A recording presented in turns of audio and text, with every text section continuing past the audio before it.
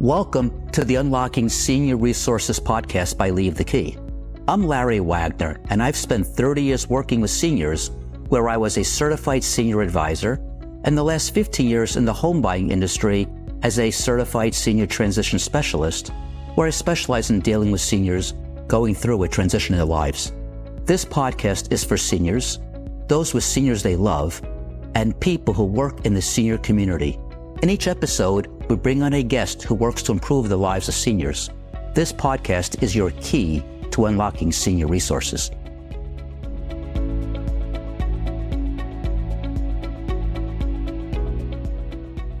Welcome.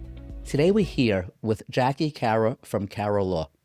Welcome, Jackie. Thank you. Thanks for having me. I hope you're doing well today. You made it through the snow in my backyard. I did. It's not too bad. Not too bad. And you had boots on today. And I put boots on purpose. Perfect, perfect. Okay, so we're here to talk about you and what you do and how you help your clients. So the topic you chose to talk about today was grief and estate planning. Yeah. When I interview attorneys, I always give them a list of topics to choose from, about 100 topics, and no one's ever touched grief. So I'm glad you did, because I think it's really important, because it's such an integral part of the decisions we make. Yes. But before we get there, let's just talk about you, how you became an attorney, and the beginning of Cara Law. Okay, sure. Thank you. So I started Cara Law when my twins were born. I was a trial attorney when I started my career, and I was in court every day and trying cases. And then I had twins when I planned to have one.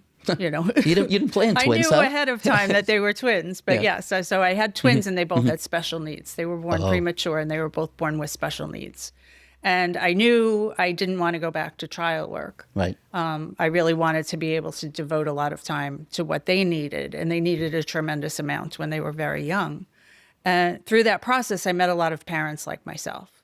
I was very active in special ed PTA. I was active in the hiring process in our school district to make sure we got teachers who understood special needs children.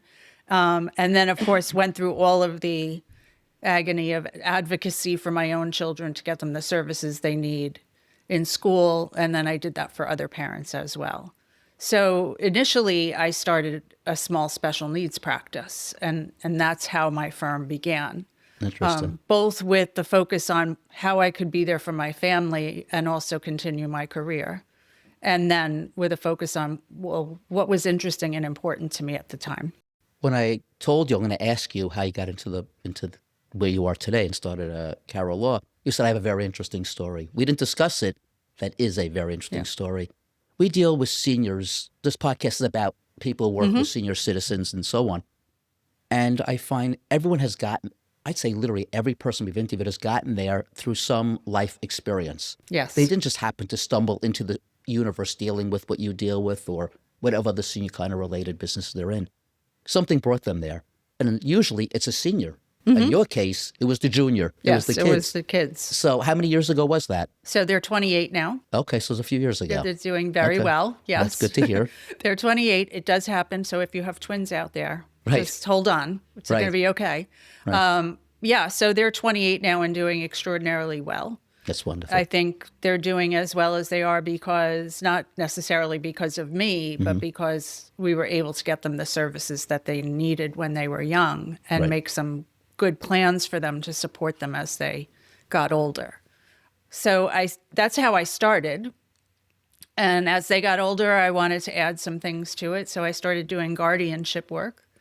Seems like a natural follow-through. The natural follow-through. Yeah. I started doing guardianship work, and I represented, there are 3 agencies in New York City that do guardianship work for people who don't have a family member to take over the guardianship. There are 3? There are 3 agencies. In all of New York City? Yes. Wait, really? Mm-hmm. So I worked with all 3 of them, right. And I did hundreds of guardianship cases. And there I was working mostly with seniors. Right. A lot of seniors, a lot of people with mental illness, a lot of people with physical disabilities, but a lot of seniors. Right. And many of them had sort of fallen through the cracks or no longer had family around them to help take care of them. And when you become a guardian for somebody like that, you have to do planning. Right. And the common denominator of most people who end up with a guardianship proceeding is a lack of planning. That's interesting. But it's interesting also, there's seniors, I think I mentioned to you briefly, a special needs granddaughter, and my son-in-law is a special ed teacher, and my wife and daughter were remedial math and ENL. So also worked in that end of the special needs sort of, I don't know if special needs is a specific term, but kids, not mainstream kids, if you will. Yes. And they knew we were going to move to a better school district with the best special ed department. My son-in-law said, don't waste your time. She'll never be in public school. And she's in the cerebral palsy school. But I wouldn't have known that. We would have moved to a different district, and she would have ended up in the same location she is now. But because we had someone with knowledge, it was so helpful. And you have experience with your own children, so when you deal with clients, it makes a big difference. Their dad is also a lawyer. And I remember when we were going through that process when they were very young, saying to him, we're both lawyers and we're lost. How do people who don't have our background, we at least understand the legal mumbo jumbo, we at least understand the language. But it's such a specialized area, especially in the school advocacy part of things, we ended up having an advocate, and that was so helpful to us. They had an advocate, because my granddaughter she had 11 therapies a week for 2.5 years until she started the cerebral palsy school, where they do the therapies there. And but they had an advocate, I think, in the 8th or 9th day of her life. And by the time she was a couple months old, she's had her 11, maybe 9 or 10 therapies at that point. They added another one later. So it's a matter of knowing how to go through the process. Yes. And the two of them, they mastered this. And I don't know how, again, my son-in-law's background helped. But talk about grief. You think grief about people dying. There was grief when she was born. And it's a different kind of grief. It's a different kind of grief. Yeah. So, I now work with a lot of parents of special needs children, and I work with them through guardianship proceedings as the children age. And there's some grief involved in the decision-making of, is my child always going to be dependent on me? Will my child ever be independent? Will my child be able to do the things I see other children doing, what my friends are experiencing? Is that an experience I'll have? So there's definitely an emotional component to bringing parents through that process. And there's loss involved in realizing that perhaps your child will not achieve or have the experiences you expected they would have. Absolutely. I heard someone say on a YouTube video who says her child was born same diagnosis as my granddaughter, and she said that I was devastated until I learned how to grieve the life I expected to live and embrace the new one I have. And that chokes me up every time I say it. And it just was so beautifully said. I couldn't have said it any better than that. And the life has been wonderful. Trials and tribulations, without a doubt, but she's an adorable, wonderful, loving child, and now they're about to have their third. So it didn't stop them life from going on. That's very exciting. But we're really here to talk about more of the senior-oriented things. So let's sort of transition to that. So you talk about grief and estate planning. Yes. I could ask you 100 questions, but I'll ask you, do you know where you want to take the conversation to start? So we were talking a little bit before we started the cameras about where I see grief manifest and why it's so important as an attorney to be able to have empathy for that and recognize that in grief, we're not always making the best decisions. It's not always logic that's controlling the decision making. There's so much emotion involved in some parts of what I do that it's really important to be able to speak to that and meet the clients where they are. 100%. Dealing with my own parents, their estate planning, I was a financial advisor. So my estate planning was kind of rote. There was my parents are both well. I worked with my dad. And then when I did my own estate planning, I was in my last round. I was about 60 or early 60s because I have a lot of businesses and real estate. So I had to do some complicated planning. And there was emotion, but no grief, because there was no grief required. But I said to you, why is there grief in estate planning? And which I thought was a very interesting combination of emotions, if you will. So what you're talking about, right, is planning in in the middle of your life. Correct. Planning when you have your first children, planning, as your kids are going off to college, getting ready for retirement, maybe. When we're planning at those stages of life, we're excited. Yes. Right? We feel like we're doing something responsible. There's a purpose to each one of those planning stages, but they're all exciting. Yeah. Right? We're trying to put a plan in place for our family. We're making sure we have guardians for our young children. We're getting ready to, maybe retire and start traveling or whatever it is that we have in mind. And they're all very exciting times of life. But when we start talking about planning for elderly family members or sick family members, right, there can be a lot of feelings, a lot of grief, a lot of emotion, a lot of unresolved issues that we're now having to deal with that play a role in how we plan for people. Right. Absolutely. Because I thought about the first, being that's what I've been through twice. Personally, I never thought about the last when you mentioned it.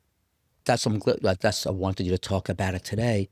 And I'm going to ask you, how often do you find you're doing planning at that last minute or late stage part of people's lives versus the midlife, as you describe it, planning? I would say it's probably about 15% of my practice are people coming to me, and it's usually the children who are coming to me, the adult children are coming to me and saying, mom has fallen, dad has started having dementia, they didn't really do much planning. We're looking down the road at having to get care in place. Either they need care at home or we're worried about them needing nursing home care, something along those lines. And they're asking, what can we do? Right. We don't think they have enough money, or they saved all their lives and they have a nice amount of money, but is this really going to cover the expenses that we're expecting we're about to walk into? So those are most often my clients talking about the issues are the kids. Right. And there are solutions for all of these problems, right? But that's good to hear. But there are solutions to all of these problems. Yeah. Never too late, but earlier is better. Absolutely. Okay. Never too late, but earlier is better. Yeah. But part of unraveling that puzzle is letting go. Mm-hmm. Is letting go the parents letting go and letting go the kids letting go of what they thought was going to be and accepting their new responsibilities and making decisions about what are we going to do with all these assets. Letting go and accepting your responsibility sounds like what I said before. Grieving the life I expected to live and embracing the new one. Yes. And that's exactly it. That transitions to later part of life too. For sure. Yeah. For sure. So I have this family I'm working with now, and they contacted me about a year ago when dad started to have dementia. They're a lovely family. I met dad. Yeah. Like, he told me exactly what he wanted because he was still pretty with it, and the dementia's progressed, and they haven't done anything in the last year. Oh, gosh. So Common? Yes. The delay, because you're making these big decisions and you're somehow hoping things are going to get better. So they contacted me. The dementia's gotten worse. And the decisions that have to be made, like there's a vacation home. What are we going to do with this vacation home? And if you look at dad's will, like, he had very specific plans for this vacation home. But to get dad the care that he needs, to qualify him to get the care that he needs, we're going to have to do something different with this vacation home. That's interesting. So there's 5 siblings, all with expectations of how this was going to play out with this vacation home. Right. And trying to work through that process. They're grieving the childhood they spent in that vacation home. Yep. They're facing the reality that we might have to get rid of the vacation home or transfer it somehow. Right. And one of the children thought he was going to inherit the vacation home, and that may not be something that we can work out for him. Was that in dad's will to leave it to one of them? Yes. Okay. So he had every right to think that. So he's right to think that. But so there's a lot of feelings and emotion and grief about what they thought was going to be, and also they're grieving the loss of their dad because he has dementia. Right. They're grieving the loss of this person that raised them and took care of them. Yep. Maybe they held him on a pedestal. And now they really need to take care of every need for him, and he doesn't remember things, and that's also very painful. There's a lot of grief in that as well. I spoke about this numerous times on this podcast. My mother had Lewy body dementia for 3 years, and just was basically a vegetable for 3 years, could do zero, not even speak. And so when she passed, I can't say I was sad because it was so long overdue. And my sister describes it as we lost mom 3 years ago. Yes. Like she died 3 years ago. Her body was here, but her spirit surely wasn't. So it made death easier, but we grieved for 3 years watching her. So it was a different kind of grief. It was kind of bizarre because when my father passed, it was tremendous grief.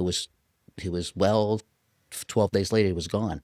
So, well, I mean, well, he was 91, 91 well, and then he was gone. So, and I saw him every day work together, even at that stage. So grief comes in different stripes, different flavors, different colors, and Sure. different times in the situation. Again, my mother 3 years before she passed, my father after he passed. So yeah, grief, and I said grief when you have a child born that's not born the way you expect, and so Yes. grief throughout life we suffer from grief. But grief in the estate planning process is an interesting topic because you think you're doing something so good, you should feel good about it. But as I said, later in life when you're dealing with the here and now, it's a whole different story. So putting just grief aside for a moment, when someone comes to you late stage, you work with Medicaid planning Yes. as well.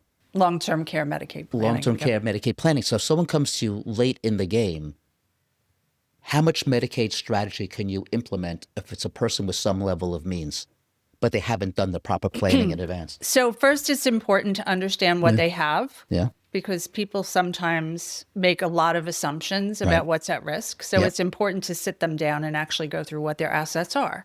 Because depending on whether it's home care Medicaid or nursing home Medicaid, different things are excluded from the calculation. So first, it's educating the client about what is really at risk and what's going to be excluded. And sometimes that's a huge sigh of relief for the family because they feel, oh, good. They It's thought not everything not was as gone. bad as we thought. Right. So first, it's really understanding the assets. And then once we understand the assets, there are a number of planning tools we can use to help people get over that hurdle of making sure their loved one is eligible to receive the services that they need without bankrupting the family or leaving the surviving or well spouse without resources. So that's the problem. That's the big When problem. you have a single parent, it's one thing, so you can lose the assets. You know, assets are really meant for them anyway, in my opinion. But if you can preserve them, better. But it's when you leave a well spouse with no money, and they're what, $1,200 or whatever they're allowed to have, some silly number for us here in New York. Maybe if anywhere in the country, I don't know. But yeah, I think there needs to be a little more work done with that. That poor well spouse is in trouble. Exactly. I'm sorry, I didn't mean to interrupt you. I've worked with those clients. Yes. Like I have a client, I tell her she's my favorite client, but I've been working with her for about 6 years. Wow. And her husband was diagnosed with dementia before I met her 6 years ago. And I've walked with her through the stages of trying to care for him at home and then it becoming time to transfer him into a nursing home and into memory care. And he recently passed away. But they used so many of the resources to care for him in the early stages before I stepped in and started to do some asset protection planning with her. Right. That she really has significantly depleted resources as a result of that failure to plan early. Right. It's such a big deal. If you're trying to preserve assets and you have middle class level assets, Yep. you could become impoverished really pretty quickly. I was just talking to a client of mine. I'm out of the planning business for 8 years, but I still speak to clients periodically. They call me if there's an issue comes up. And I sold my practice to a very capable guy, but they know me for 30 years, so they still reach me on some points. But I don't get many calls, which is a credit to him. But I was speaking to one, Ed, whose long-term care insurance premium just went up. And we looked at how much he has a $20,000, a $21,000 a month policy. It just grew and grew and grew. And he lives in New York City. So you can spend $21,000 a year on a good nursing home today. Sure. So if you don't have insurance, you're talking about $250,000 a year to go in some of these homes or on the North Shore of Long Island or whatever. That's a crazy number. A middle-class person worth $1 million.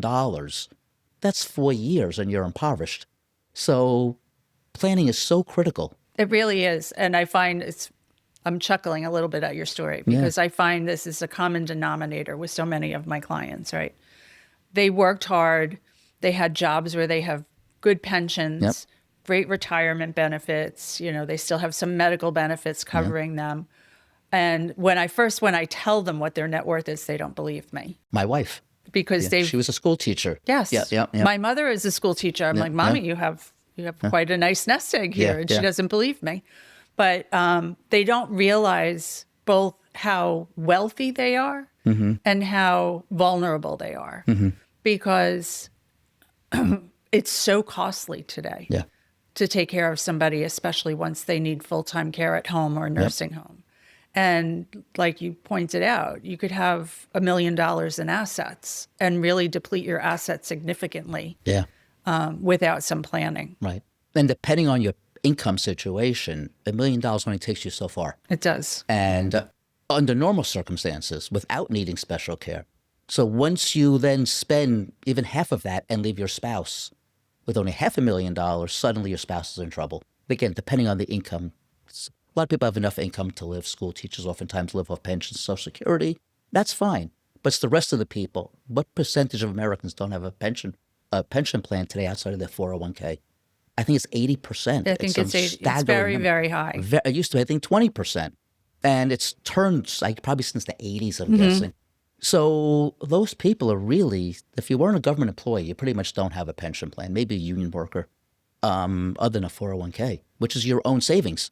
So unless you were good at it, then usually your own savings you count as part of your asset base anyway. Exactly. So if you're worth $1 million, that includes your pension. So planning is so critical.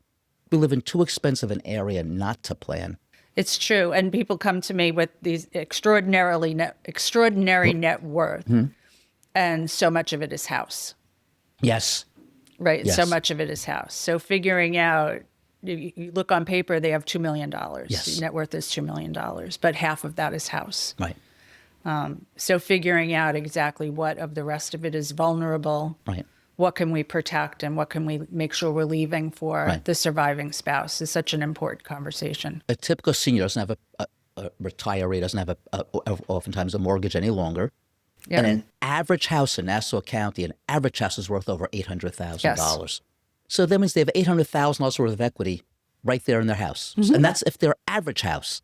If they have a slightly above average house, it's worth $1 million. So that's what you're talking about. It's easy to have $1 million worth of equity in a house as a senior citizen. As a millennial, forget it. You guys are in trouble. You guys are in trouble. Taxes and the cost of housing, that's another story. I'm relieved I'm not one of those. You're relieved I'm not. Yeah. But we got a couple of those at home, right? Yeah, but with that said, yes, and you don't spend the equity in your house unless you take a reverse mortgage. That's right. Are you a reverse mortgage proponent, or you don't have an opinion on that? So it's a little tangent. It's a little tangent, but so it's a wonderful resource for people who need it. Right. I was raised by my parents. Their money is their money. They worked hard for their money. Was that their attitude or your attitude? Their attitude. Okay. But it's also my attitude. You know, they worked hard for their money and their savings. Yeah. And they worked hard to have that house that they have today. Right. And the primary purpose of that money is to take care of them. Right. Wonderful if they're able to pass some down to the next generation, because I happen to be the next generation. Right. But primarily that money is theirs. Right. So if a reverse mortgage is what's going to improve their quality of life or get them the help that they need or make sure that they're safe at home, then I'm a proponent of using that tool as a resource. Two comments I want to make. One is about the money's theirs. My clients were retired educators from New York City. That was my client base. Most of them were CSA, which is the administrators. That was the vast majority of them. And overwhelmingly a very Jewish group of people. That age, the Jews went into education, in the 50s and so on. And that was my client base. I'd say about half were Jewish, which is clearly disproportionate to the population. And they felt the money was for the kids. And I'd say, no. If the money's your money, it's for you. Your kids have their own money. They have their own careers, and most of them have successful children who went to college and so on and have a career. And I would tell them, inheritance is a parting gift. I'm sorry, Mom, Dad are gone, but they left you a lifetime supply of rice-a-roni. You know, it's kind of one of those things. It happens to be in the They form of left you cash. all of their china. All of that. Well, I got that. I got my mother's Rosenthal. It's still sitting wrapped somewhere in the attic. But I begged her not to give it to me. But anyway, a long story. But yes, the Yadros no one took. And I tell them it's just a parting gift. Please don't feel the money is for the children. It's your money to do with what you want to do. And that was the first thing. And my clients did not have that mindset. 30s, I tried to train them. And again, they were my father's peers. So their children were my peers. And the same thing, I still was trying to tell them to spend the money on themselves. And it was hard for them to do, hard to train, old dog, new tricks kind of thing. And the other thing about reverse mortgages, it's a great tool. The problem I find is, and I would speak up about reverse mortgages as a planner, and I agree with you because it follows in my philosophy. Now being a real estate investor, and I do with a lot of people in distress, I'll buy a house from someone whose parents had a reverse mortgage on it, and the reverse mortgage has grown so high, the house has negative equity. Yes, and I've seen that as well. So I've seen it backfire, surely on the kids, but sometimes backfire on the adults. They're still alive, and they want to move to a nursing home or independent living, and suddenly their equity has been wiped out of the house, which they didn't take out the equity. They took out some of the equity, both the accruing interest, all the equity is now gone. Yeah. So it's a great tool, but we have to know the downside as well. Well, it's not a panacea. It's not perfectly said. It's not a panacea. Yeah. It's definitely something to be very aware of before you do it. I think sometimes people see it as the great rescue. Yep. And for some people it might be. Yep. But there's definitely a downside to how much they cost and what the interest rates are and what the end result is. Let me take a step back, and I apologize. I should have explained what a reverse mortgage is for those who don't know. Reverse mortgage is when you sit there and get a mortgage on your house that you don't have to pay back. So basically, if your house is worth, call it $1 million, they'll loan you, depending on your age, a percentage of the value of the house. The older you are, I think the more they'll loan you. So assume you're 80 years old and they'll loan you 70%. I'm making up the numbers. They'll loan you $700,000 and you don't have to pay back. But it grows with an interest rate. Let's assume the interest rate's 6-7%. So it's growing at 70, whatever. I said not $1 million, but it's growing at $50,000 a year. So you're 800,000 or whatever I said, $700,000 mortgage, now 750, 800, 850, and so on. And suddenly 8 years later, you want to move, you now have all this additional debt on your house. You only got a check for $700,000. Exactly. But you now have, $1.5 million worth of debt or whatever the numbers would be. And that's what's blowing up. But you're getting the equity out of the house without having the stress of paying it back. Exactly. So people who wouldn't qualify for a mortgage because they don't have the income can qualify for this because they don't expect payments. So they don't have to worry about you paying it. So the tool is great, but as you said, it has its place. It and it's has not to a panacea. come with awareness. Yeah, it has to come with awareness. And the fees are very high. They're better than they used to be, but they're still very high. It's still very high. And I actually had a client, and of course, nobody ever thinks this is going to happen, right? She turned 100. Yeah. Right? And there are no more payments. Mm-hmm. Oh, and interest? No more interest accrues at 100? There were no more. Well, she was not getting any more money from the reverse mortgage. Okay. So she got to the end of this whole plan. Right. And now there was no money coming in. Oh, gosh. On her reverse mortgage because it ended at 100. You don't think it'll live to 100? And I'm absolutely certain when people decide to do this at 70 or 80, they're not thinking, oh goodness, what happens when I turn 100? You mentioned that. When my father started the insurance, I joined my father, turned his insurance business into a financial advisory business. And we were together for 30 years, but he was in business 10 years prior to me joining him. And when he would sell life insurance, I started my business in 1980. So he started in 1980. When he would sell insurance, he had a choice of buying till 80 or 85. Like, you didn't expect to live past 85. And of course not. This is 1980. This is not ancient history. If you're a senior, you agree, right? If you're a kid, you're not born yet, So my kids weren't born in 1980, so they think that's a long time ago. It's prehistoric times. But for you and me, that's not prehistoric times.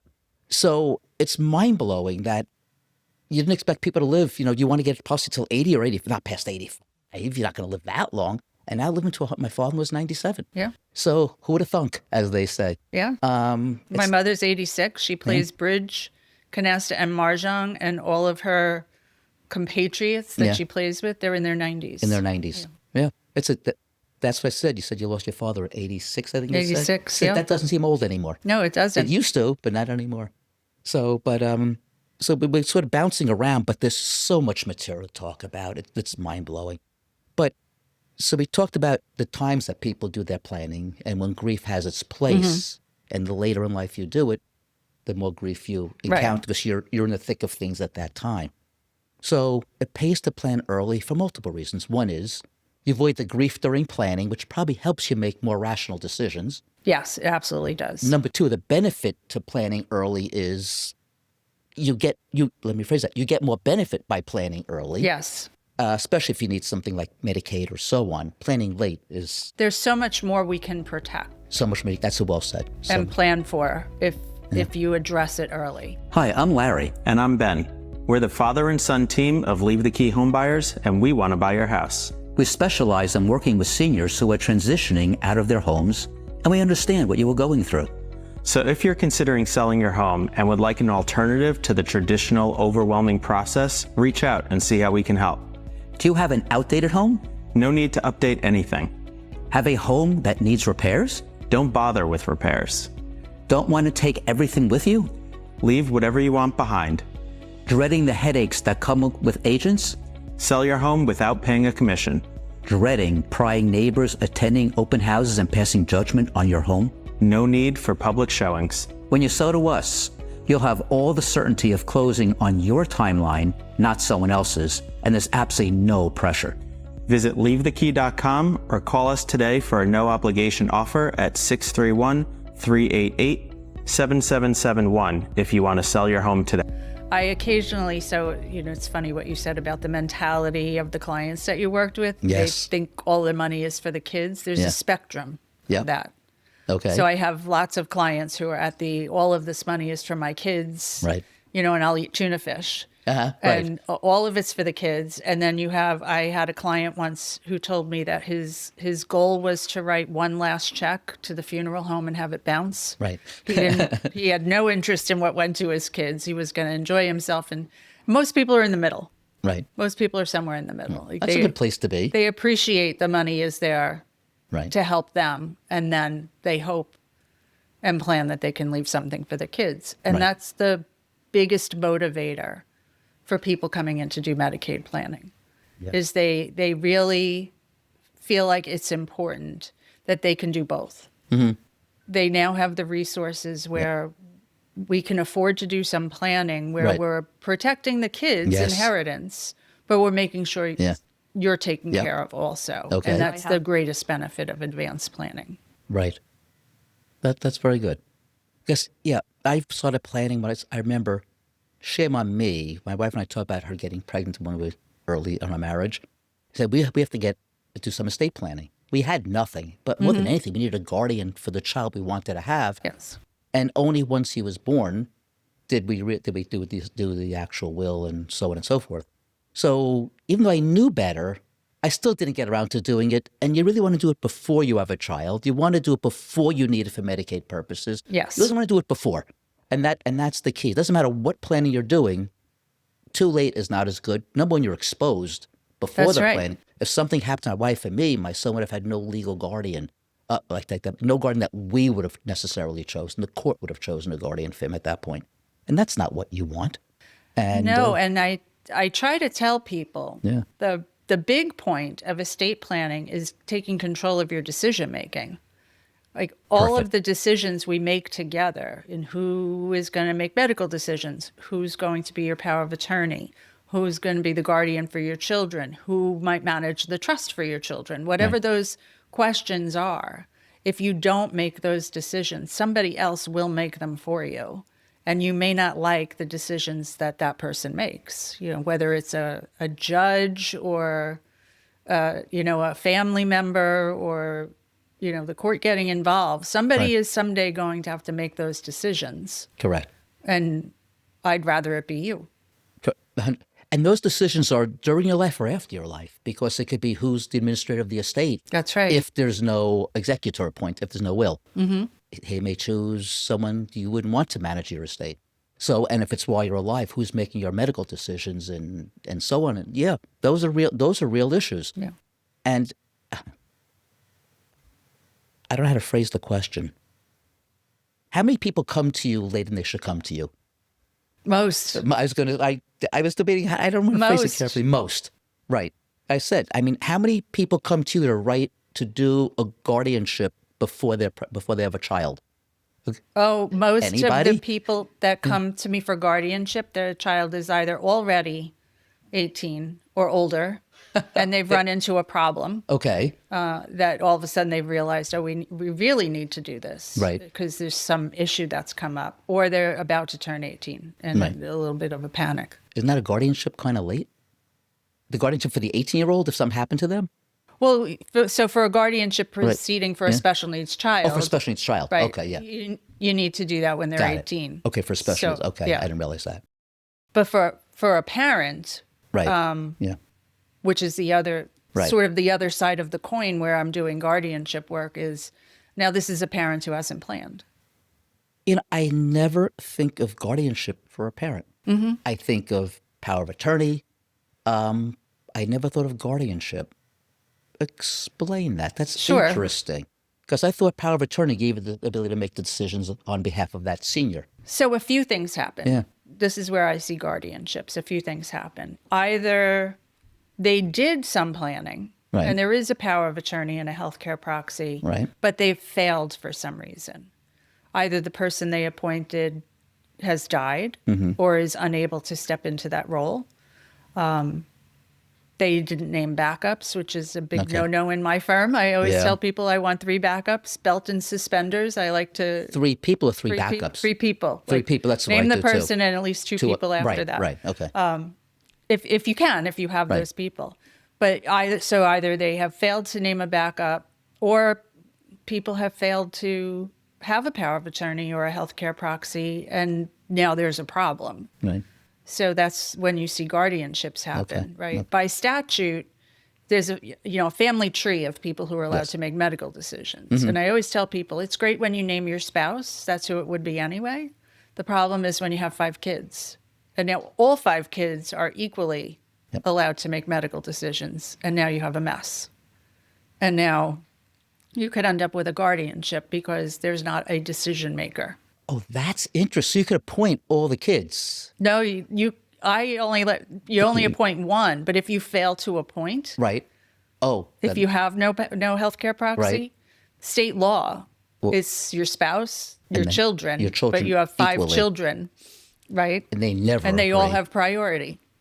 So if you have 5 children, and you fall into this not envious situation for the kids or the parent, and that is, is it like a consensus? Is it majority rules? If the court says all 5 of you are guardians, what is the... So what happens in a guardianship for an adult, right, is there's a filing, a court proceeding. Yeah. There's a hearing, and the judge will decide which guardian is best. Right. Honestly, if they would always defer to a family member, so they will make a selection of the children or more than one child to be co-guardians. But if there's too much fighting, sometimes they'll appoint somebody who's not a family member. And sometimes that's a lawyer or a social worker or somebody else. And those can really have some tragic consequences because now you have somebody who doesn't know you at all Right. making your decisions for you because the family was fighting. Okay. So the judge can say, you guys we're not going to use you guys, even though Right. you're all the kids. I did not know that.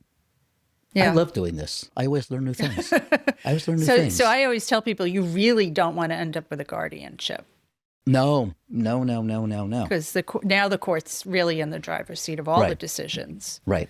And the same thing happens with a power of attorney. Right. So parents may have appointed a power of attorney. But then between siblings, there are allegations of theft, Yeah. or undue influence, or somebody taking advantage. And now Kids would accuse each other of that? they Really? do from Siblings do time that to each other? time. They do from time to Wow. time. So that's where a power of attorney can fail. Right. And now somebody is actually going to court and saying, my my mother's power of attorney, but he's not paying her bills. Right. Or the money Right. seems to have disappeared, or Right. he's not answering my calls, Right. whatever the case may be. Right. And the answer to that is to go to court and be named a guardian so you can get your brother out of the role if he's Right. not doing the right thing. Yep. Speaking of siblings not doing the right thing or getting along or agreeing, being real estate people, people call us, say, Mom died, and my sister lives in the house, and she won't leave, and I want to sell the house. And the three siblings want to sell the house, and Mary won't leave. And Mary says the house is hers. Why? Because she spent the last 10 years taking care of Mom. Yep. That doesn't make the house Mary's, It does not, unless you ask Mary. unless you ask Mary. And so I deal with some of these issues too, but strictly on a house level. But that's just 'cause that's the business I'm in. But obviously, if they're fighting about the house, they're fighting about way more things than just the house. Yeah, well, that's a great grief discussion. That's a great where emotion comes in and where grief plays a big role. So now Mom is gone, Yep. and all of the childhood memories are in the house. Yep. All of the Yadro, all of the china, all of the antique desk, and the right. And so This is where the Christmas tree went this is every where year. exactly. Yeah. So there are a lot of feelings and emotions about those things and letting go. And is the executor doing the right thing by everybody else's opinion? And I find in those situations, there's a lot more emotion and grief connected to the decision making than actual logic to the decision making. I could see that. In my situation, when we sold my folks' house, it was very, very, we all agreed, three of us, we all agreed there was no issue. As I said before, I don't want to buy for me and renovate it, which is what I do for a living. I sold to someone else to renovate it, need a renovation. But there was no problem. We all agreed to sell. We went through the stuff together. Most of us wanted nothing. I just went to visit my brother in Arizona. He had more things than I thought for my folks. But nothing surprises? nothing I would have wanted. And so I took 3 or 4 things from the house. That was it. I lived there 26 years. And they bought the house the year before I was born. So it's the only house I knew. And we were very fortunate. And again, being in the financial business, I've seen too many siblings that got along great until Mom either needed care or the folks are gone. One of those, and then suddenly everything changes. And it's a shame. They get along really well, and then suddenly the grief causes them to do things that they normally wouldn't have done. And the other thing is greed causes them to do the other things they wouldn't have done. Well, money always does very funny things to people. Very funny things to people. So, and you put grief and money in at the same time, then that's just a recipe. It's a recipe for disaster. A recipe for disaster. Yes, for sure. And so I saw it for 30 years. I now see it in the business I'm doing for the last 17 years. You've been seeing it your whole career. Yes. And I just count my blessings that it wasn't an issue. I know my sister, my wife and her brother, it's not going to be an issue. So my personal family will not have experienced that. But I think that's probably not the norm. I don't know. I don't know if it's not the norm. I certainly hope it's more rare than the norm. But because of what I do, I see that. Right. I see the problems. Right. That's when people come to me, is when they don't think somebody's doing the right thing, whatever that means. They think somebody's holding on to something they shouldn't be holding on to, or got rid of something they shouldn't have gotten rid of, or they're getting an unfair advantage in some way. And, protracted litigation over estates. I hope that they're more rare than they appear to be to me. Right. But I'm not a good gauge of that, because that's when people come to me, is when there's a problem. Yeah. It's like a divorce. People spend so much money in legal fees on a divorce. If they could just come to terms, they'll both walk out with more money. And the same thing applies to settling an estate. Sometimes a lawyer is involved just on an individual child basis, if you will, or sibling basis. I've had siblings where they've each hired their own attorney. Yes. And they're spending all this money. Just work it out. You'll all win. So I'm dealing with a protracted estate litigation now. And there are lots of chefs in the kitchen, which is always a little bit of a problem, right? And in anything. So everybody wants to sell this particular piece of property, but nobody can agree on the broker. Oh, God. Nobody can agree on the broker. And somebody listed the property on Zillow without permission of everybody, and now everybody's mad. And I said to my client, but if the Zillow listing results in a great offer, we're going to take it, right? Well, no, because it wasn't fair that they listed it that way and it wasn't the right thing to do. And like, I'm trying to convey, a piece of real estate is worth a finite amount of money. Correct. Maybe not in today's market. It might be, Yeah. but a piece of real estate, it has a value. Right. Like going to litigation over this piece of real estate. When you can get the value. When you can get the value by just agreeing. That's grief speaking. Is grief speaking. Not, you can't even say it's greed because they got the price. Yes. It's just grief making them do things that make no sense. And whenever I speak to my client, Yes. there a lot comes up about what my father promised me and what my mother did and what my brother is doing. And so it's so enmeshed with the family system and the grief of losing the parents. And it's not about selling the piece of real estate. Right. They agree to sell it. They don't like the way it was sold. Yes. And they got their price, but none of that's acceptable. Yes. That's just crazy thinking. And Yes, it is. so I can say that it's not my client. They hope they're not listening to this. Although I said it, you didn't say it. Yeah, I've seen so many, again, in 47 years of dealing with this, in essence, between the two careers, I've seen so many bad decisions, and I never really associate it with grief necessarily. I just associate it with greed, but that's a perfect example. It's not greed. They're not benefiting at all by making a silly decision. So greed is not in a place.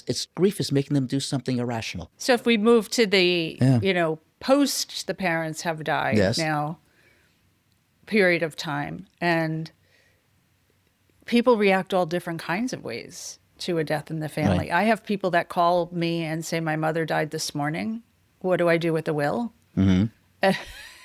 Like, breathe a little. I say, why don't we make an appointment for a few weeks from now and we'll talk it out.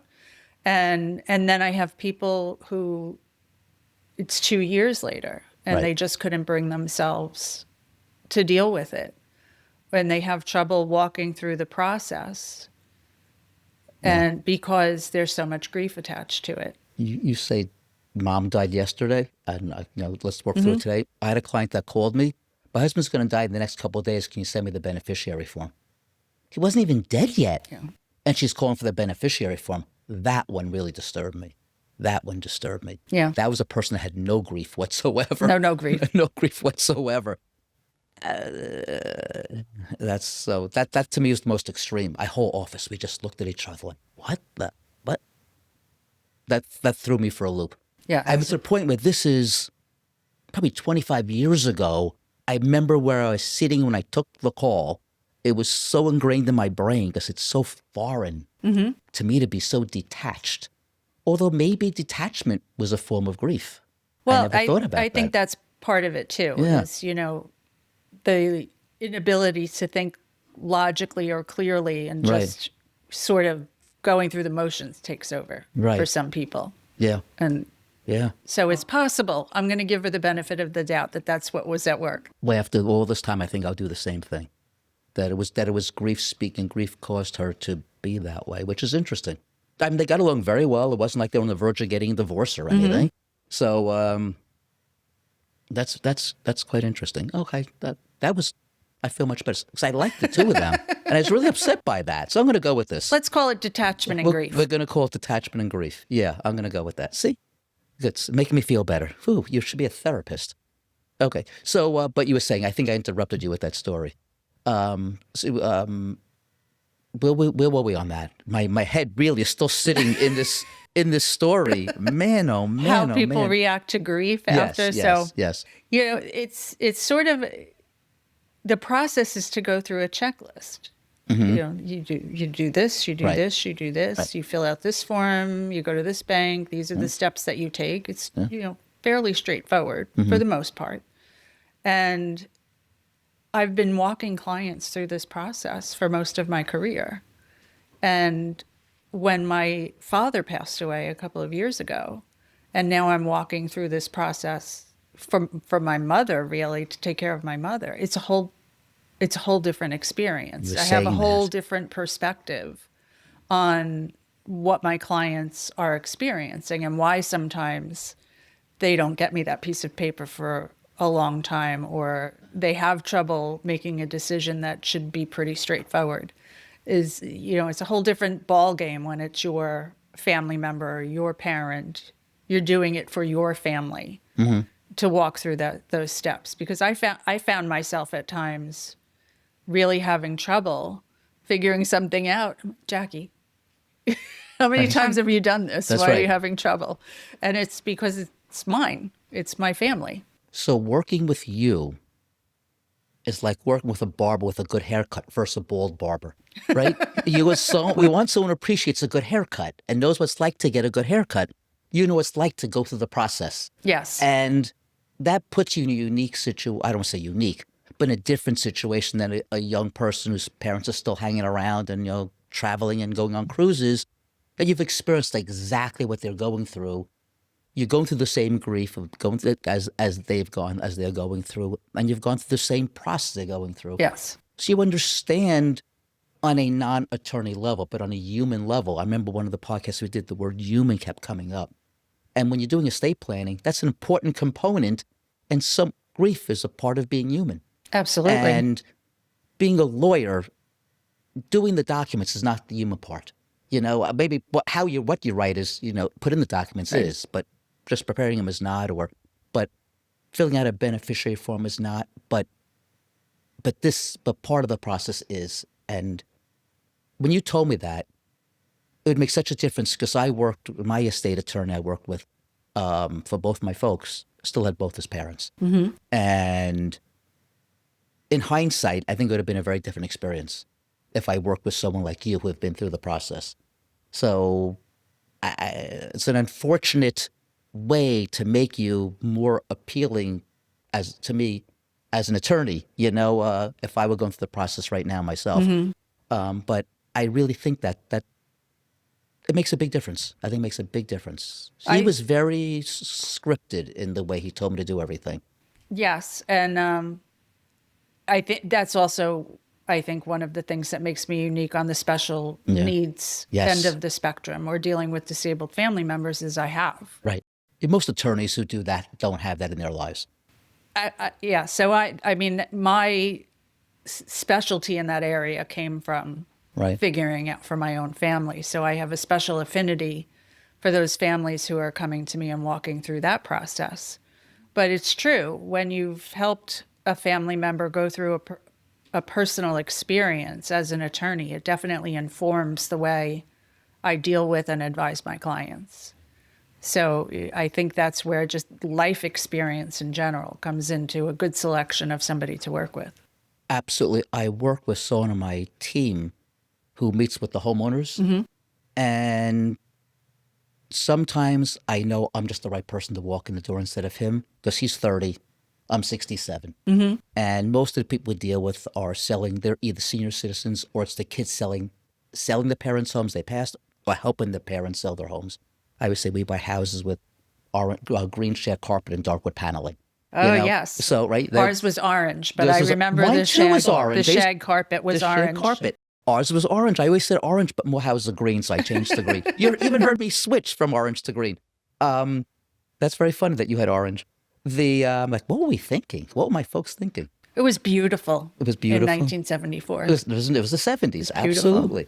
They had grass cloth wallpaper. They painted orange to go with the orange velour. You had stone. And we had grass wallpaper. Yeah. And we had a lot of paneling. And a beautiful orange shag carpet. It's so funny. Mm-hmm. It's so funny. Most houses are green. I haven't seen a greenhouse in a few weeks, but sometimes I know my life experience just makes the difference. And when you're dealing with someone, like when I'm dealing with a homeowner who lost their parent and is selling their parent's house, sometimes I'll step into that role because I've been through that. Right. And it just makes me more relatable to them, and them more relatable to me. So you now unfortunately have that level of relatability to people. You paid a big price for it, but you have that level of relatability, which is going to suit you well in what you do. It's unfortunate, but it's going to suit you well in what you do. It's part of life, but certainly having the experience has given me a different perspective. On helping my clients through the process. Yes. So I normally ask this question, and I think we kind of answer it. Someone come to you. How do you tag yourself as an estate attorney, as a special needs estate attorney, an estate attorney? How do you, or So I call myself an estate planning attorney. Estate and planning attorney, okay. I haven't found a better way of describing what I do. A lot of people don't know what estate planning is, and Right. I have to explain it. But right?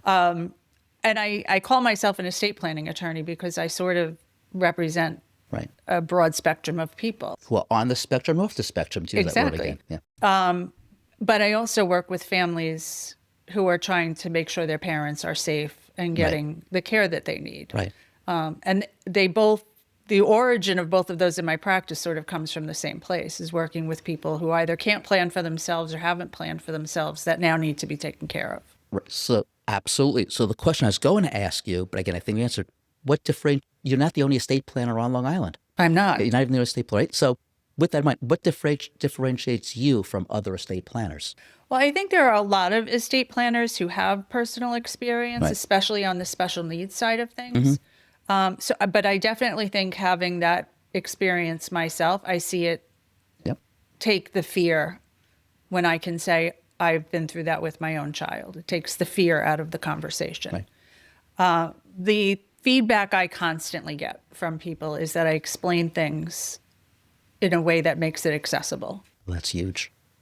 That's huge. You don't speak legal. I You don't. speak- I don't speak lawyer. Yeah, yeah. I can speak lawyer, but I don't speak lawyer. Right. And that's the feedback I consistently get, is that I make the process accessible and easier and not as hard as they thought it was going to be when they walked in the door. Right.